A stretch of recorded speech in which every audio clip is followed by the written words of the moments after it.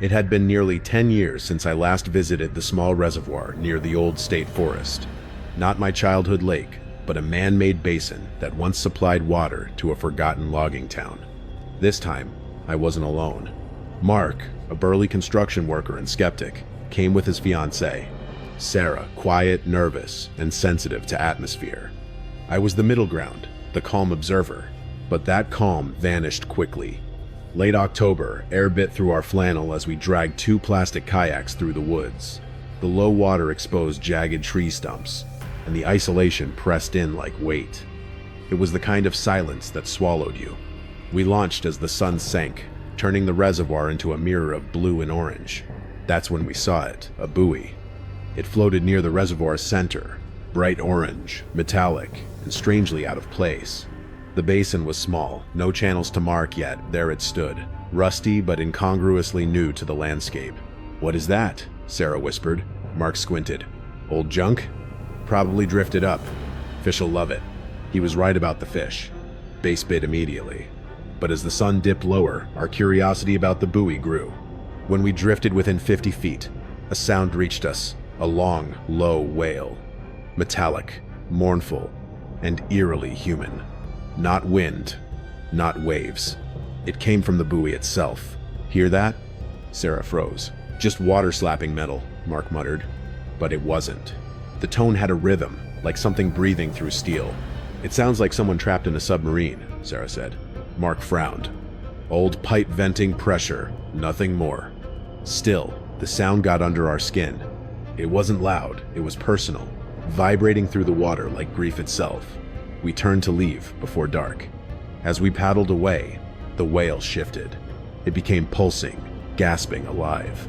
Louder now, almost chasing us. Mark shouted, "Echo!" Sound travels weird over water, but it didn't feel like an echo, it felt like pursuit. We hit shore fast, dragging the kayaks through mud. The wailing grew distorted until the forest swallowed it. Sarah leaned against a pine, shaking. Mark tried to sound confident. "Security alarm, maybe. Illegal dumping deterrent." I glared. "A security alarm that screams like it's dying?" He had no answer. The woods were too still, the air heavy with that metallic tang. We pitched our small tent while the wail persisted distant, but always there. By nightfall, it faded into a low hum. We zipped into the tent, the 3 of us wrapped in silence and dread. Hours passed. Mark whispered, "Probably a gas leak. Pressure buildup." "I think someone's watching us," I replied. Then the hum stopped. The absence of sound was suffocating. Minutes later, a sharp clank echoed from the shore metal hitting rock, followed by a heavy splash. Something was coming out of the water. The dragging started slow, deliberate, scraping over shale and mud. "Not animal movement methodical," Sarah whimpered. Mark went rigid. "Get your knife," I whispered. My hand trembled as I reached for mine. The dragging stopped right outside our tent. Then, a wet, heavy thump against the nylon wall, followed by the slow movement of something tracing along the fabric. It didn't claw. It explored. Sarah gasped. Instant silence. The air froze around us. Then Mark snapped. "Go away," he roared, slamming his fist into the tent wall. What answered wasn't human. A metallic shriek erupted inches from our heads, piercing, mechanical, like the buoy's scream amplified into madness. The ground vibrated. Then came the dragging again, circling the tent, faster this time. "Get out now," I hissed. We tore open the flap and ran into the black woods. Moonless night. No light, no bearings. Only the faint orange reflection flickering from the shore. A silhouette loomed 15 feet away, massive, hunched, faintly glowing orange. It moved with a dragging gait, scraping the ground with every step. It wasn't chasing us. It was returning to the water. We ran to the kayaks, fumbling in panic. Mark shoved his into the lake. Sarah climbed into mine. "The buoy!" she screamed. I looked back. The buoy was gone. The water flat, empty. The figure paused at the water's edge. It stood motionless, enormous, carrying something heavy. Then I saw it, a thick chain dragging from its arm, ending in the ring of a channel buoy's anchor. It wasn't near the buoy. It was the buoy, dragging its own chain, glowing with its own reflection. We paddled until our muscles burned, not daring to look back. We hid the kayaks at dawn and hiked until we reached a road. The police dismissed our story as drunken nonsense. We never went back. A week later, safe in my apartment, I began researching the reservoir's history. Old records mentioned a subaquatic safety pylon installed in the 1,930 seconds to mark a trench containing underwater cables. A retired engineer wrote that it had failed after a few years and was abandoned. He described it as a hollow metal cylinder with a gas-powered pressure valve, one that vented air when the water dropped too low. And then he mentioned a drowning. A young surveyor named Michael had died during the installation. His body was tangled in the pylon's mooring chain when they recovered it. A pressure valve that moaned like a breath. A drowned man chained to his post. The wailing buoy suddenly made sense, and none at all. After reading the engineer's post, I felt the room grow smaller. The drowned surveyor, Michael, had died tangled in the same chain that anchored that prototype pylon. His body was found days later, but the equipment, they said, stayed at the bottom of the reservoir. The engineer described the device as hollow, metallic, and designed to vent trapped pressure with a slow, gas-powered valve. He mentioned its failure, its abandonment, and the rumor that it had been left down there to rot. 80 years ago, something mechanical had learned how to cry. I couldn't shake the thought that we hadn't just seen a ghost, but something worse. Something that had absorbed human suffering into machinery. The wailing we heard wasn't air escaping steel. It was the echo of a man still chained to his post, forever forced to breathe through rust. I called Mark. He picked up on the third ring, his voice dull, lifeless. "I know what you're thinking," he said flatly. "It wasn't anything supernatural, just some psycho dragging junk to scare us off. Maybe an old miner who lives near there." I didn't answer right away. "Then where's the buoy, Mark?" Silence. The one in the middle of the reservoir was bright orange. We saw it, but when that thing stood on the bank, the reflection was the same orange. It was carrying it. It was the buoy. Mark's breathing turned ragged. "You're imagining things." "No," I whispered. "The chain, the dragging, the whale. It all fits." They said Michael drowned with part of the mooring chain around him. What if that part wasn't just a tangle? What if he was fused to it? Mark hung up. He hasn't spoken to me since. Weeks have passed, but I still hear it. Not the scream, just the undertone. The deep mechanical moan that comes from nowhere in particular. Sometimes it's a door hinge, a subway brake, the wind in a metal vent. But each time, it freezes me cold. I see the black water, the faint orange glow, the slow, deliberate drag of something too heavy to be human. People always think horror is about what you see. But this was about what you hear. It's not the apparition that haunts me, but the resonance of that sound, vibrating through my bones whenever I'm near water. The mind remembers tones more than shapes. When I close my eyes, I'm back there again. The forest suffocatingly quiet, the shoreline slick with rot, Sarah trembling, Mark's breath heavy with denial. The sound rising from the center of the lake like a memory of pain too deep to die. That night didn't end when we fled. It never did. Sarah won't talk about it either. She left Mark 2 months later, moved across the state. I tried reaching out once, but her response was short. "Don't ever mention that place again." I don't blame her. What we saw wasn't supposed to exist. It was grief, given shape, metal, and bone, fused by time and pressure. I read more, chasing details like a man obsessed. The reservoir, originally part of a logging project, had a design flaw.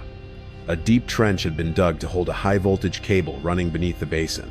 The prototype buoy was meant to mark the danger zone, its breathing valve, allowing pressure equalization as water levels fluctuated. But when the young surveyor drowned, they didn't dismantle it, they sealed it in. The town abandoned the system after the logging company went bankrupt. The forest grew back, and the reservoir became forgotten. Until we came with our plastic boats and cheap fishing rods and disturbed what was meant to stay buried. I tried contacting the engineer again through the forum. His account was deleted. The thread vanished within days, almost like someone wanted the pylon forgotten. Last week, I found a new post anonymous, same forum. The user mentioned strange underwater noises near the old dam.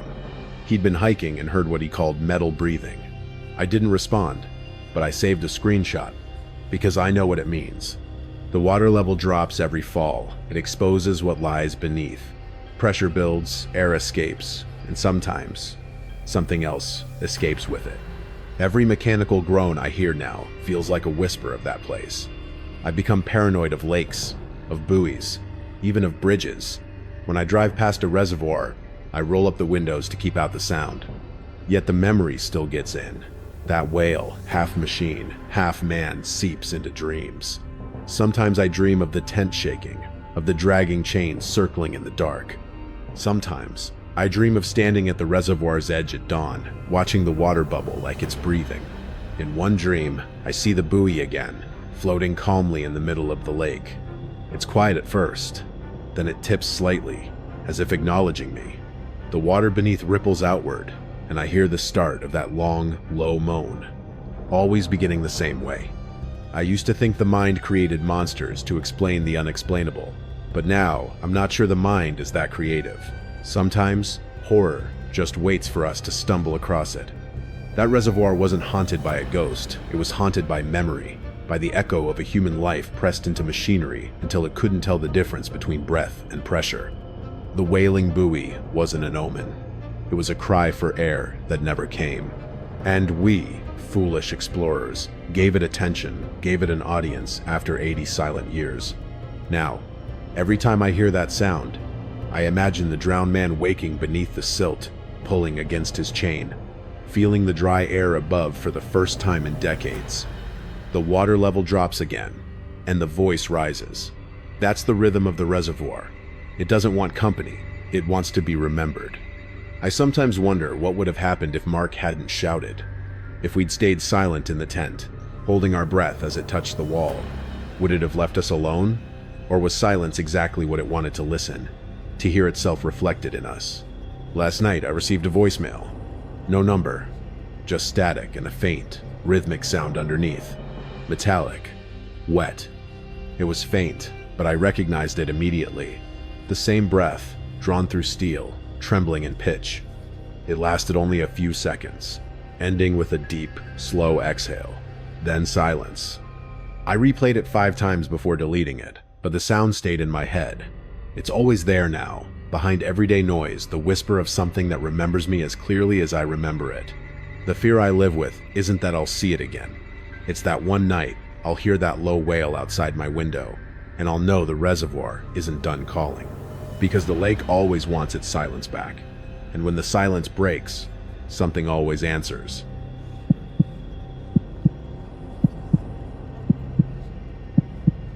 This happened 5 years after the incident at the reservoir, and I'd actually managed to convince myself that what I'd experienced with Mark and Sarah was a combination of mass hysteria, low light, and a dedicated, very sick local prankster.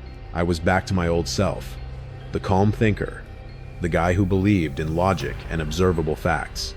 I was working a contract job miles away from home, near one of the largest rivers in the country. This river was famous for its massive catfish and a network of sloughs, backwater channels that looped away from the main current, choked with lily pads and cypress knees, silent and deep. We rented a cheap, barely functional fishing boat for a weekend trip. My fishing buddy this time was a guy named Dave. Dave was the overreactor. He was generally anxious, believed in all manner of fringe conspiracies, and possessed a hair-trigger panic button. He was bad in a crisis, but great company when nothing was happening. We put in late, around 4 p.m., wanting to fish the early evening bite. I was looking for a specific slough I'd heard about, a deep cutoff channel known as the Loop. The sun was dropping fast, and we finally found the mouth of the slough. It was almost invisible from the main river, hidden behind a curtain of reeds. The change in atmosphere was instant. The main river was a churn of water and light. The Loop was a cathedral of silence. The dense tree cover canopy filtered the light into a watery, emerald twilight. The air was thick and humid, the water surface covered in a skin of algae and floating debris. We drifted in slowly, killing the ancient outboard motor and letting the slight current pull us. We tossed out a few lines, and the quiet was immense, broken only by the chirping of crickets and the soft occasional plop of a lure hitting the water. "This place feels old," Dave whispered, his voice too loud in the stillness. "It is old, Dave.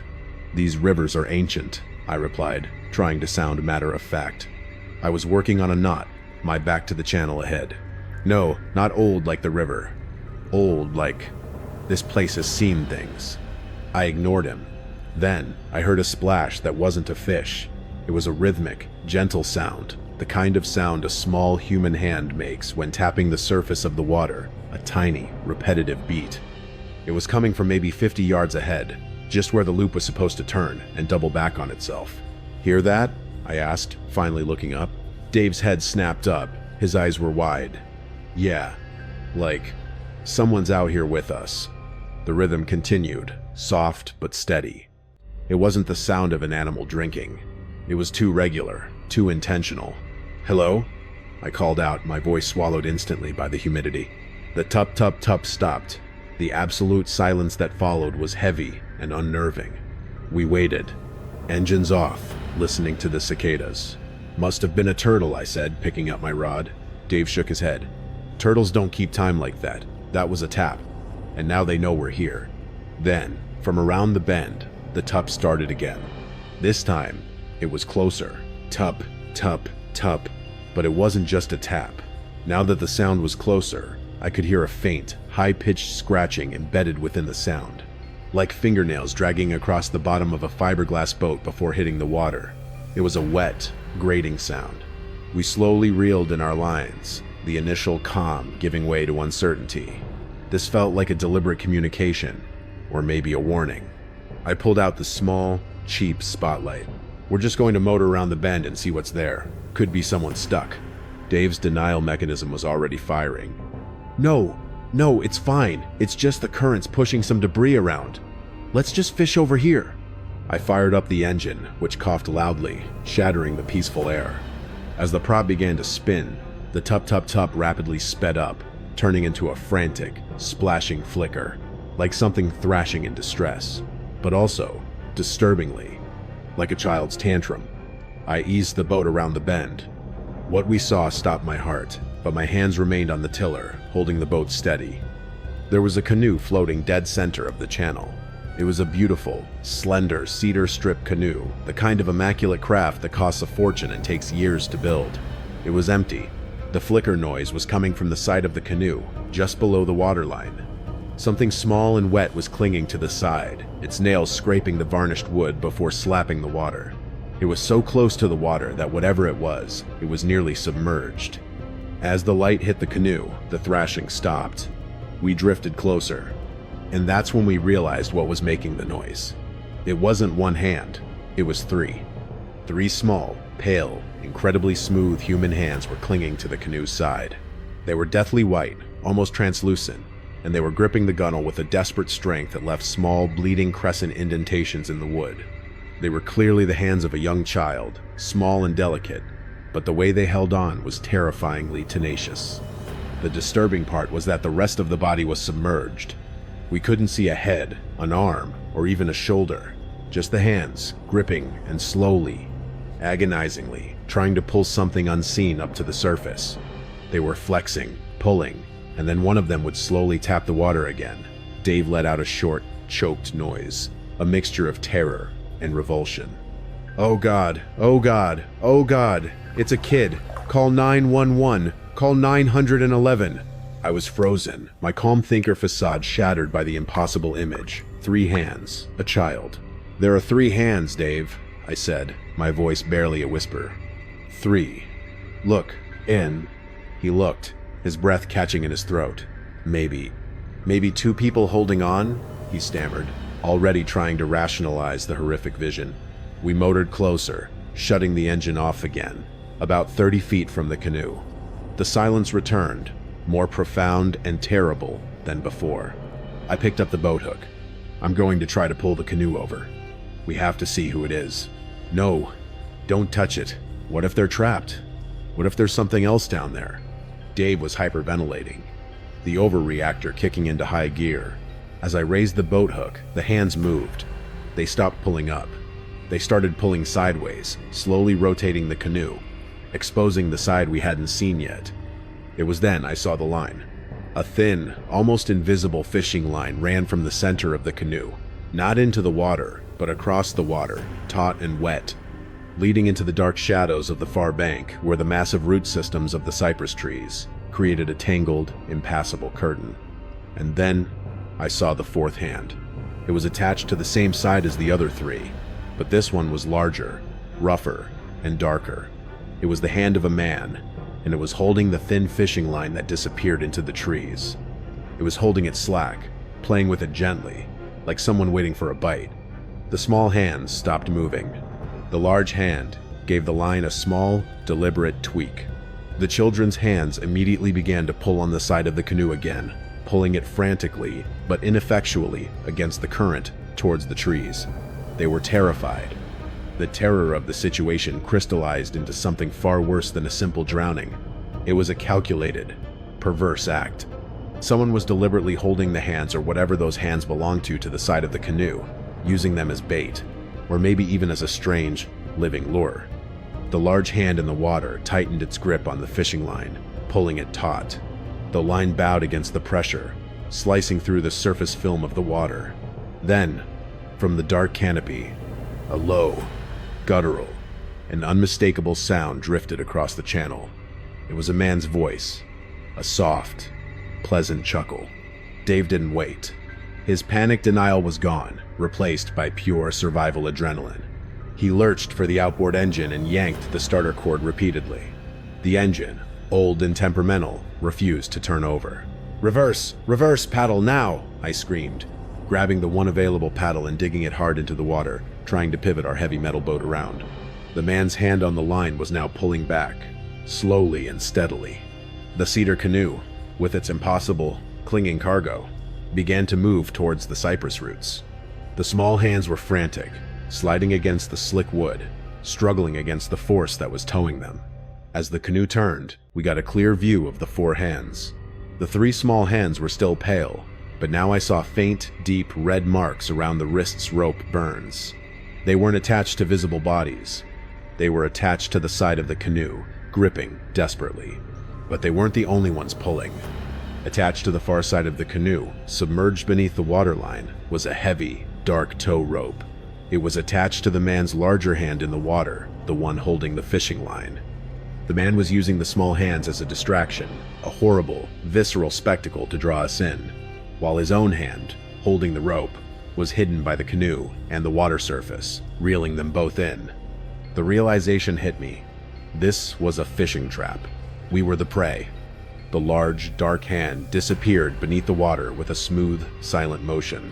The small hands, having lost their struggle, stopped pulling. They flattened against the canoe, completely still. The silence returned, more absolute than ever before. The man had submerged himself, and he had taken his lure with him. "He's under us! He's coming for us!" Dave shrieked, finally managing to get the engine sputtering to life. He shoved the throttle forward, and the old boat roared to life, churning the water behind us. We sped away, tearing through the quiet slough, the motor echoing deafeningly off the trees. I risked a glance back, spotlight beam sweeping the water. The canoe was gone, vanished, sucked under the black water, or towed silently behind the roots. We didn't stop until we hit the main channel, the roar of the river and the lights of civilization, a welcome, loud reality. We made it back to the dock, utterly shaken. Dave's panic was still running high. He couldn't stop shaking and vomiting. I was the calm thinker again, but with a terrifying, cold certainty. We had to report it. We couldn't leave a child or things that looked like children's hands to the mercy of that man. We called the police, and just like before, the story sounded ludicrous. An immaculate cedar canoe, 3 white hands, a man hiding in the river, a fishing line. They sent out a low-priority patrol boat to check the loop for an overturned vessel. We waited, exhausted and terrified. The patrol boat returned hours later. Nothing. No canoe, no body, no sign of disturbance. The officer suggested we'd probably seen a bundle of white, waterlogged rope being pulled by a submerged snag, and the rest was the imagination running wild. Dave accepted the rationalization immediately. "Yeah, that's it. White rope. It was dark. We were tired. A snag." He was desperate to cling to the logical explanation, but I knew what I saw. The rhythmic tap, the intentional rotation of the canoe, the large, deliberate hand holding the fishing line slack. It wasn't rope. It was a trap. The next morning, before we drove out, I insisted we go to a bait shop to buy coffee, really just to get my mind off it. The old man behind the counter, a local, was chatty. I made a vague reference to fishing a bit too far back in the sloughs. The old man squinted at me. "You didn't go into the loop, did ya?" "We did. Heard it was a good spot for catfish." He chuckled a dry rasping sound. "Yeah, maybe. But that loop, she's got a history. Years back, a fella used to run a tight line in there. Wasn't after fish, though." My heart hammered against my ribs. "What was he after?" "Tourists," the old man said, wiping down the counter. "They called him the water spider. Used to tie a long, thin, almost invisible trot line across the main channel, just slack enough to catch a boat prop. If you cut your engine and drifted, he'd already be in the water, pulling you toward the bank by hand. Didn't matter who you were. He'd just yank you under, then strip the boat and let the current take the rest. But why? Souvenirs, I guess. He liked the new toys. He was the overreactor in his own story. A paranoid maniac who thought the government was using the river to spy on him, and anyone who went into his sloughs was an agent. The hair stood up on the back of my neck. What happened to him? Got caught eventually. He drowned himself when the cops closed in, right in the loop. Tied himself to a massive cypress root with a length of iron chain and a huge cement block. He swallowed hard. And the hands? Did he have any kids? The old man hesitated, looking at me with a strange intensity. He had one, little boy. Died a year before his old man went mad. Drowned in the river too. Accident. The father never recovered the body. That was the key. The three small, pale, desperate hands. The man who dragged a rope and waited. The water spider. He hadn't been using white rope or snag debris. He had created an imitation of his lost son, something so horrific and impossible that it would freeze a person with a sense of morbid curiosity, drawing the boat in close enough for him to strike. A calculated, psycho-emotional lure. He'd found a way to use his grief and his paranoia to create a terrifyingly effective trap. He was a fisherman, but his bait wasn't worms. It was the psychological reaction of a passing boat's crew. He wanted to draw us into the deep, not to kill us for our boat, but to pull us under with him, to share his horrible, drowned silence. The fear that remains is not of a monster in the water, but of the human mind twisted into an engine of calculated horror. I still see those small, pale hands gripping the side of the canoe, and I realize the three hands belong to his memory, the small child, forever struggling in the dark water. And I wonder if the water spider is still down there, tethered to the root, only now he's found a way to be the one who waits. And if the river is low enough, and the night is quiet enough, a single, rhythmic tup might start from the black water, drawing in the next boat.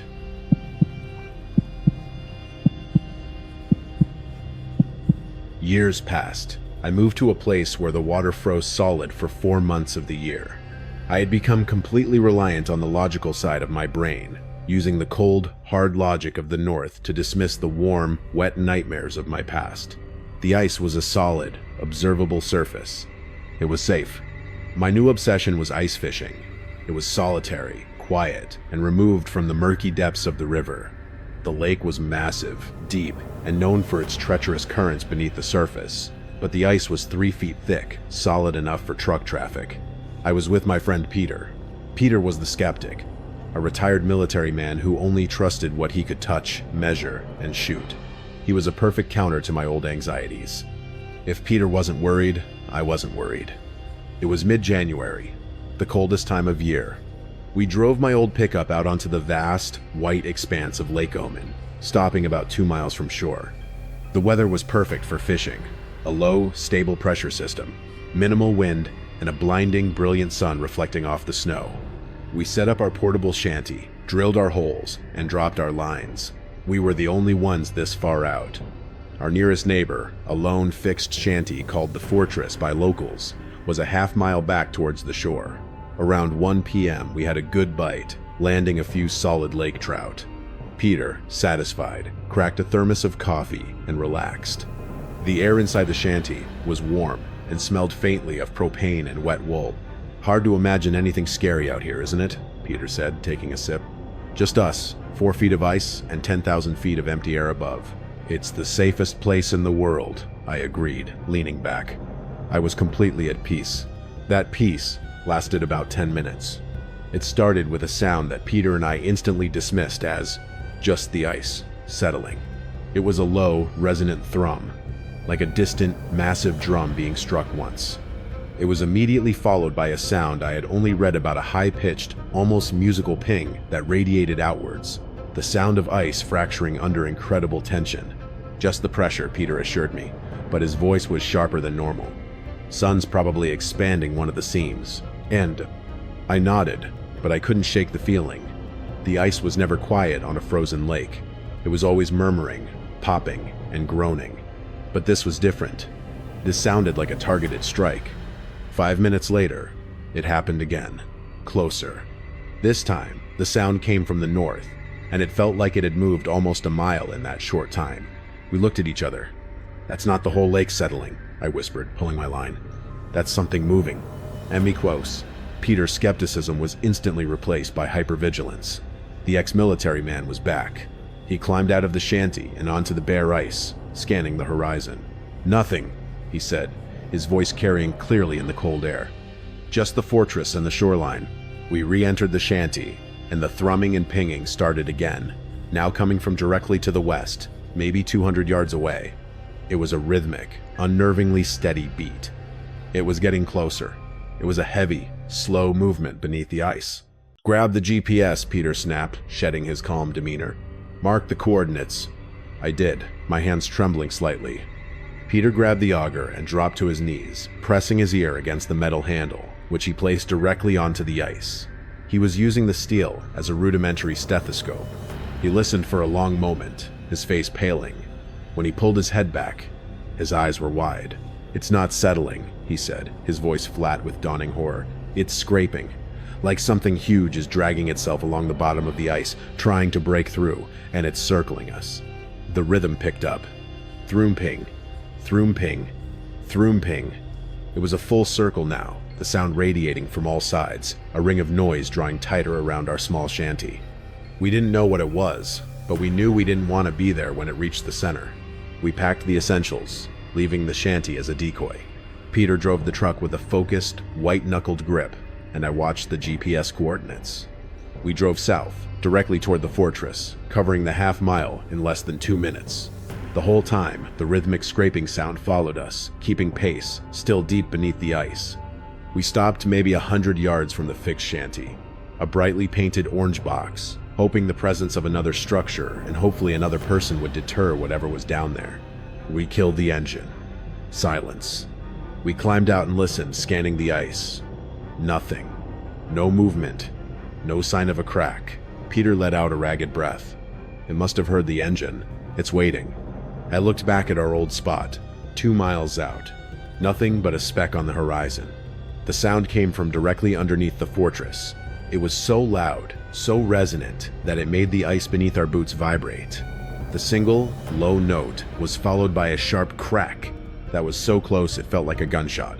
"He went for the shanty," I whispered. He saw the bait. We waited. The silence was agonizing. Peter reached for his rifle, the ultimate skeptic finally admitting that what he could touch, measure, and shoot might be needed.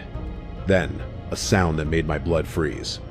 Not the metal scraping, but a new, human sound coming from inside the fortress. A muffled, desperate banging, followed by a raw, terrified scream, abruptly cut off. Someone was in that shanty, and something had just gotten to them. Peter didn't hesitate. "Stay here. I'm going in." "No, Peter. It's under the ice. Wait," I yelled, grabbing his coat. He shrugged me off. "That's a person. We don't leave people." He ran to the fortress, his boots crunching loudly on the snow. He threw the heavy wooden door open and disappeared inside. I stood alone, my heart pounding a panicked rhythm that matched the terrifying noise I had heard earlier. The ice beneath the shanty sounded like it was being compressed, not cracked. The whole structure lifted a few inches, then slammed back down with a terrifying force. Peter ran out of the shanty, his face a mask of pure, unadulterated horror. He didn't run towards me. He ran past me, toward the truck, shouting, "Drive, drive, don't look back." I scrambled into the driver's seat. Peter yanked his door open and threw himself inside. I jammed the key into the ignition. "What was it? What did you see?" I screamed over the grinding of the starter. "His face." Peter gasped, his eyes wide and unfocused. His face was pressed against the glass. He was taping the window, and below him, there was nothing. No body. Just a hole. He was floating. And he was referring to the fixed shanties that usually had a small single-pane window. The man inside had been looking out, terrified, pressing his face and hands against the glass. The sound was now directly behind us. I drove the truck forward, tires spinning, and looked in the side mirror. The fortress was gone. Not destroyed, but gone. Where the orange shanty had stood, there was now a perfect oblong shape of black water, bubbling faintly. We were moving fast now, heading for the shore. "It wasn't a man in the shanty," Peter choked out, clutching his rifle. "It was the man who was anchored to the shanty. He was floating on the water, face up, trying to warn us, and whatever it was, it pulled him back down." I looked at the side mirror one last time. There was a sudden, dark shadow moving rapidly just beneath the surface of the ice, perfectly matching the speed of my truck. It was huge, dark, and utterly silent, and it was tracking the acoustic signature of our engine.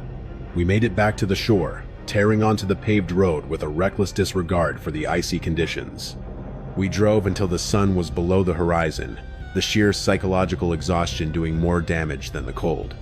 We reported it to the local sheriff, the sudden, inexplicable disappearance of a fisherman's fixed shanty and a truck-sized hole in the ice. This time, the police were genuinely concerned. A patrol boat was sent out the next day, equipped with sonar. The report came back a few days later, cold and sterile. They found the shanty. It was a mile from where we had seen it disappear, wedged upright against a sheer drop-off beneath a major current flow. It was waterlogged and completely empty. There was no sign of the occupant, a local known only as Old Man Winters. But there was one note in the official log that Peter and I couldn't shake. The sonar had picked up a massive, anomalous object at the bottom of the lake, far from any natural rock formation. It was described as a large, manufactured depression, perhaps 20 feet in diameter, with a number of deep score marks leading out from it. The officer suggested it was likely an old underwater concrete footing from a defunct utility line. Peter and I looked up Lake Omen's history. It was a man-made reservoir, created in the 1,960 seconds to control flooding, but it was originally a natural, impossibly deep glacier lake. The construction team had drilled a large, experimental sonar platform into the lake floor to monitor internal currents, a perfectly circular, heavily weighted metal plate the size of a small house. The fear wasn't about the metal plate, it was about the name. The lake's traditional name, before it was flooded for the reservoir, had been something in the local tongue that roughly translated to the drumming lake, a place where the deep currents would cause the bedrock to vibrate, sounding like a steady beat. But the final twist came from Peter. Weeks later, he was showing me a photo he'd taken that morning, before the horror started. It was a simple picture of our small shanty, set up 2 miles from shore, with the fortress, a tiny orange speck on the horizon. He zoomed in on the photo, and there it was. Not 2 miles out, but maybe 20 yards from our setup. A small, perfectly round, recently drilled hole in the ice. "We didn't drill that hole," I whispered, my voice dry. Peter shook his head. "The sonar plate, the deep vibration, the man tapping on the window. We weren't the target, not at first. The drumming was the thing moving away from us, pulling something huge across the lake floor. The object was the old sonar plate. It was so heavy that when it moved, it sounded like a drum, and the movement caused the ice to ping. Someone had drilled a hole above the sonar plate, attached a heavy line to it, and was using it to slowly, deliberately sweep the bottom of the ice, creating a terrifying acoustic trap that would draw a curious fisherman in. And Old Man Winters, in his fortress, had been too curious. He'd seen the hole, he'd heard the thrum, and he'd gone out to investigate, only to be pulled into the water, his only warning, a desperate, tapping reflection on the underside of the ice. The last spot on the ice is never empty. The real terror is knowing that the human mind, when it breaks, can turn the entire environment into a killing machine, using sound and physics to hunt, and that something is still down there, still moving, still dragging that massive plate, waiting for the ice to reform and the next season of fishermen to arrive. The cold doesn't stop it. It just makes the vibrations travel better.